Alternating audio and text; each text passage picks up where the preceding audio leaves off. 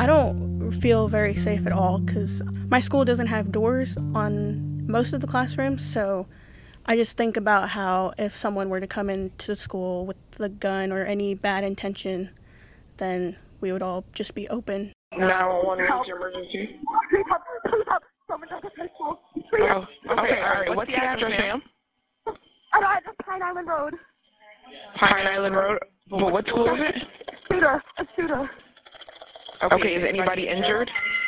Yes, a lot of blood. Please help. You're listening to coverage from our CBS Miami affiliate WFOR as we continue watching this situation at Marjorie Stoneman Douglas High School in Parkland, Florida, what the officials have described as a mass casualty incident, a shooting. After a February shooting at a high school in Florida, life for American high school students has changed. Students around the country, including those from schools across Tennessee, are grappling with heightened security, fear for their safety, and uncertainty of what comes next.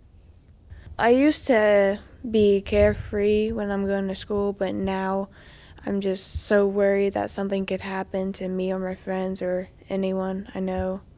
It's changed from a more like relaxed place to more kind of dangerous in a way. It makes me anxious that I could be leaving my house and like that could be the last time like I say bye to my parents, or like you never know. And it makes me really anxious just to think like a lot of the schools that these shootings happen at are like small schools, and Coffee County is like a smaller school.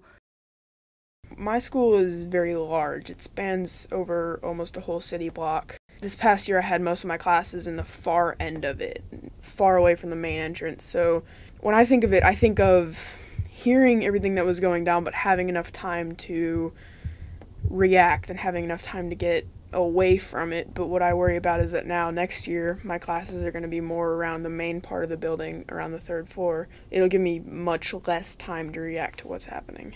After one of the largest school shootings in recent history, students are noticing an increase in security measures. I feel pretty safe in that we have like an officer at the front and you can't really get in other than going through him, and he'll see if you're not supposed to go in. A lot of the schools that these shootings happen at are like small schools, and Coffee County is like a smaller school, and like we don't have the doors on a lot of our classrooms, and they're set up to where like anyone can walk in, and it's just really like just nerve-wracking. Like I already have like anxiety, so it just adds to it. After the Parkland shooting, we actually had Monday off school for our entire district, so all of the staff went to a training day so that they would know what to do in terms of a shooting. And then when we came back to school later that week, we actually did a shooting drill for the entire school where we practiced what we would do.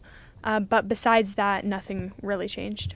They had this little orientation into the new security measures, and they had a video recorded by the principal to explain everything that was happening. And it was kind of worrying because when things change to the point of having security measures like my desks, you can push them down and they become a barrier for shots or for an attack of some sort. I felt like I didn't know what was going to happen because I didn't know how this was going to affect everything else right after. And then once the aftermath hit and there were all the walkouts, it seemed like there was going to be a change pretty soon. Even with new security measures, many students are still confused. So at our school, the teachers are not allowed to tell us like if a shooter was to come into the school and they were in like the English department area, if they came in, where we're supposed to go.